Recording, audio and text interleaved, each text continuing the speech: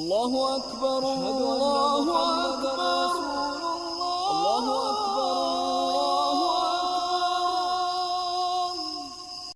বইয়ে আসাদ মুসলিম উম্মার স্থবিরতা, অথর্বতা ও দুর্বলতার জন্য দায়ী যে রোগগুলো চিহ্নিত করেছিলেন এবং সেগুলোর জন্য যে প্রেসক্রিপশন দিয়েছিলেন, আমরা আজও সেই রোগগুলোই বুঝে উঠতে পারিনি। Which is true. আমরা এখনও কিন্তু আমরা খুব আইডেন্টিটি ক্রাইসিসে আছি। আমরা কি করব, কোথায় যাব, কেমন হব। আমরা অন্য যে কোনো কিছু হইতে চাই, কিন্তু এক্সেপ্ট বিকামিং রাসূল সাল্লাল্লাহু আলাইহি সাল্লামের মুসলিম যারা হওয়ার কথা ছিল সেটা হওয়া ছাড়া আমরা অনেক কিছু হয়ে চেষ্টা করতেছি ইসলামের তরক্কি কী করে করা যায়, ইসলামকে কী করে সামনে আগায় নেওয়া যায়। তো এখানে আমি বলছি যে প্রেসক্রিপশনের কথা বাদ দেন, আমরা আজও সেই রোগগুলোই বুঝে উঠতে পারিনি। প্রেসক্রিপশন অনুযায়ী চিকিৎসার কথা না হয় বাদই দিলাম। এই দিয়ে আমি শুরু করছি। এটা লিখিত ফর্মে আছে আমার কাছে, বা আমি ব্লগে একসময় লেখালেখি করতাম, সেখানেও ছিল এটা। সেখান থেকে আমি একটু জায়গা পড়লাম, একটা লাইন পড়লাম। তো আপনারা দেখেন সেপ্টেম্বর 11-এর সময়, সেপ্টেম্বর 11-এর পরে জর্জ বুশ উনি একটা কথা বলছিলেন যে either you are with me or with us, either you are with us or you are with the terrorist. এই কথাটা কার কার মনে আছে আমি জানি না।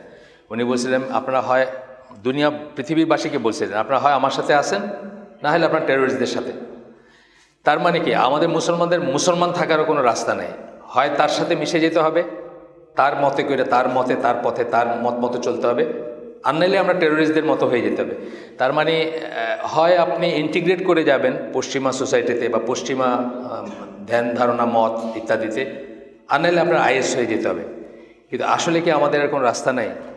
আমরা কি মুসলমান হইতে পারবো না? মানে এই যে বলতেছি যে আমরা অনেক কিছু হওয়ার চেষ্টা করি, এক্সেপ্ট আল্লাহ রসুল যে ইসলাম চাইছেন বা যে মুসলিম আমাদেরকে বানাইতে চাইছেন ওইটা হওয়া ছাড়া ওইটা আমরা খোঁজও করি না এখন, যে ওইটা কীরকম বা ওইটা কী জিনিস ছিল বা ওইটা হওয়া মানে কি, সেটার খোঁজও করি না এখন। আমরা যারা একটা গ্রুপ আছে যারা ইন্টিগ্রেট করার পক্ষে, তারা এখন নিউজিল্যান্ডের ইসলাম, ইংল্যান্ডের ইসলাম, কানাডিয়ান ইসলাম, আমেরিকান ইসলাম, নানা রকম ইসলাম খোঁজ করতেছি, খাপ খাওয়ানোর চেষ্টা করতেছি।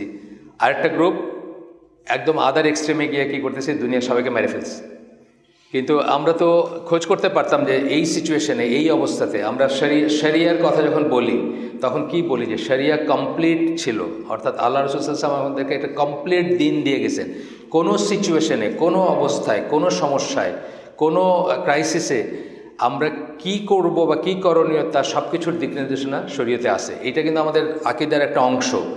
এটা আল্লাহ কোরআনে বলছেন, সেই বহুল আলোচিত সেই আয়াত সূরা মায়দার 3 নম্বর আয়াতে, যেদিন আল্লাহ বলছেন যে বিদায় হজের দিনে নাজিল হওয়া আয়াতে আল্লাহ বলছেন যে আজকের দিনে আমি তোমাদের জন্য তোমাদের দিনকে পরিপূর্ণ করে দিলাম, কমপ্লিট করে দিলাম, এবং তোমাদের উপর আমার ফেভারকে কমপ্লিট করে দিলাম, এবং তোমাদের জন্য ইসলামকে দিন হিসাবে নির্ধারণ করলাম।